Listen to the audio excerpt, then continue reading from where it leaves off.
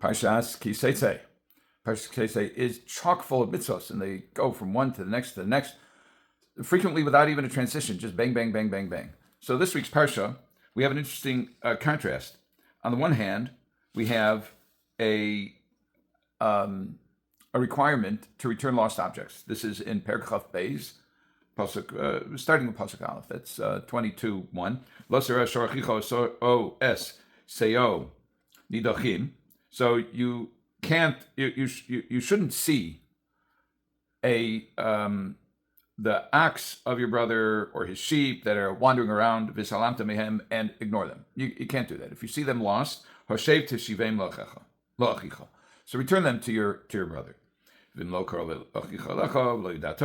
what if he's not close? The owner's not close, and you don't know who he is. You don't know him. So then you have to keep it. And you have to hold on to it until the rightful owner claims it, takes possession. And you should do this for and it's not just for an ox or a sheep, but it's also for a donkey. It's also for clothing.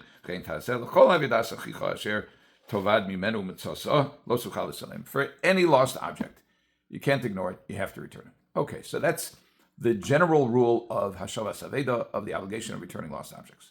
Now we come to, we skip many psukim, and then we go to Perek Chav Gimel, psukim Tes Vav and Tes Zayin, which is 23, 15, and 16. The verse reads as follows. This is talking about a slave. We're going to use the term now slave, even though we've talked in the past about how the institution of slavery within Judaism is radically different than anything that was called slavery and all the stigma that was called slavery, but we won't get into that, how a slave has to be treated, etc. That's a subject for another time. But let's just talk about what these verses mean in this context. Lo saskir eved el adonov. You should not return a slave to his master. Asher notzel elecha mi'im adonov, who has escaped to you from his master. Seems to be a lot of extra words there, especially Asher notzel elecha, who has escaped to you. Why? What would be missing if we say Asher notzel mi'im adonov, who has escaped from his master? What is elecha? What does that come to tell you? What does that add to the meaning of the verse? Next verse. Imcha yeshev b'kirbecha. He will implicitly, rather, instead of returning him, he will dwell among you. B'makom asher yivchar, in whatever place he chooses. B'achad sharecha, in one of your gates, which refers to your towns or your cities. B'tov lo, where it's good for him. Lo sonenu, do not oppress him.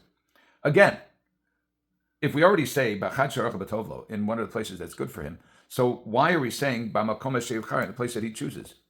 It's an unusual language. As a matter of fact, that is a language that we see when the Almighty talks about referring to the Beis Hamikdash. He says b'makom asher yivchar, the place that he will choose. And in fact, when the Rambam deals with the halachos of the Beis Hamikdash in his Yarach HaZakah, it's referred to as Beis HaBechira. It's talking about the house of choice, meaning implicit is HaKadosh Baruch Hu's choice. So what's this b'makom asher yivchar? Why doesn't it just say he can dwell among you wherever is good for him? What is b'makom asher yivchar, in the place that he chooses? So first of all, let's look at Rashi. What kind of slave is this talking about?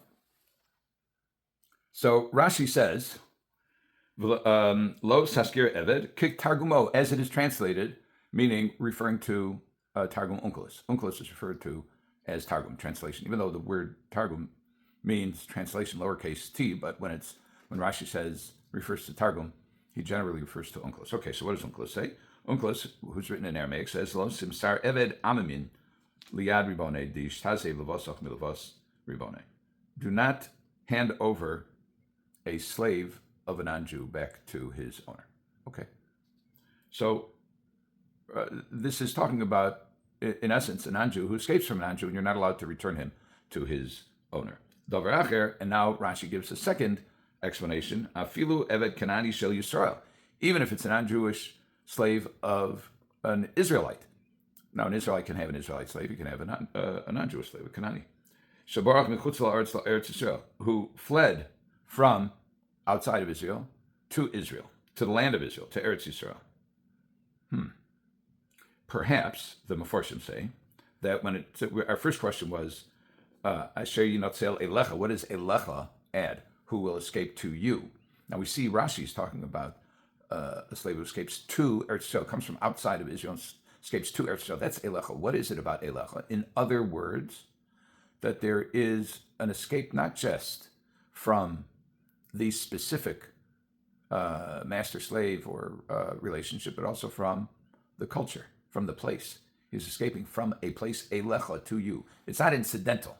What the verse, according to this reading in Rashi, is that when he is coming to Israel, he's not coming to Israel because it happens to be the most convenient place. It could be that that's why somebody would. But if he's coming specifically because he wishes to reject the culture of Avodah Zarah, if he's coming because he wishes to reject the culture of idol worship, and instead he comes and recognizes God, even the Meforshim say, the commentaries say, even if he doesn't convert to become a full-fledged Jew, even if all he does is reject the Avodah Zarah, he rejects the idol worship, then you have to treat him as a citizen.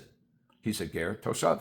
He's a non-Jewish citizen of the Jewish community. Now it says, he'll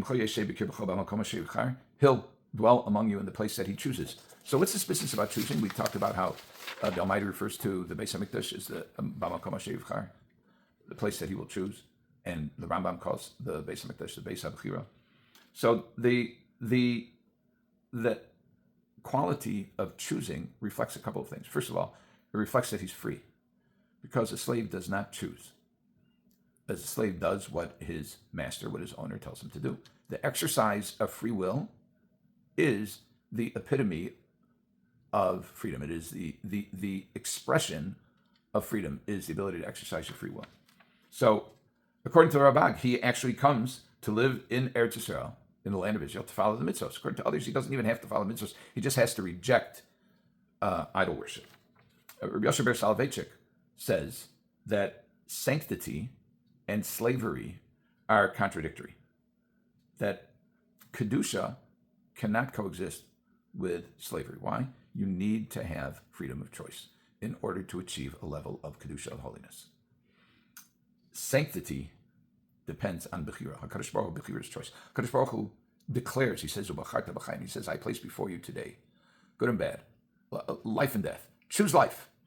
This is the essence of kedusha, is exercising our freedom of will in a way that brings us closer to the Almighty.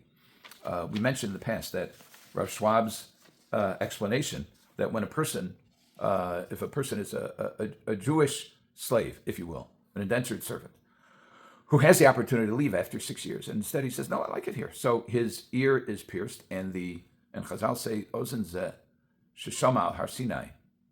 This ear that heard on Mount Sinai, avadayim, v'lo avodim lo avodim. They are my servants, and they are not servants of servants, meaning that the ultimate expression of Kedusha is choice. And a person expresses his personality, and he expresses his goals and his values through the choices that he makes. When a slave escapes slavery, he is free to choose. And here we are. We're approaching Yom Noraim. We're approaching Rosh Hashanah, Yom Kippur, and we talk about our sins. And we like to think that we are free agents. We have agency, and yet we end up making bad choices. The Gemara says that Ein Adam Chotei Ela Im Kein Nechnas Bo Ruach Shlos. A person does not sin unless a spirit of foolishness enters him. And Reb Noach Weinberg, in his own inimitable way, used to say, sin is temporary insanity. What is that? What is insanity? Insanity, among the legal definitions of insanity, is the inability to distinguish right from wrong. So for a person who's a Baal Bechira, and that's what defines us, is that we are capable of making choices. We're not culpable for anything that we do if we haven't chosen to do it. So if a person is capable of making choices, and he knows what's right, and he does the wrong thing as an expression of his choice, so he's either evil or he's crazy. And we would prefer to consider ourselves temporarily, and the Gemara evidently prefers that also, to consider ourselves temporarily crazy by choosing the wrong thing. So the the Eved here, the escaped slave, is a hero. And we have to treat him as such. And the end of the verse says you don't oppress him. That means we're not allowed to treat him in a way. And the Meforshim say, Bo'onas Devarim, by abusing him verbally. We're not allowed to abuse him. We're not allowed to remind him of his previous status. He lives among us. He lives where he chooses so that he can develop the power of choice, so that he can achieve a level of Kedusha, of sanctity, in an Eretz HaKodesh, in a land of sanctity. We all aspire to sanctity. We aspire to make good choices, and we aspire to return to Eretz Yisrael, b'mehera b'yameinu, speedily in our days. Have a good Shabbos.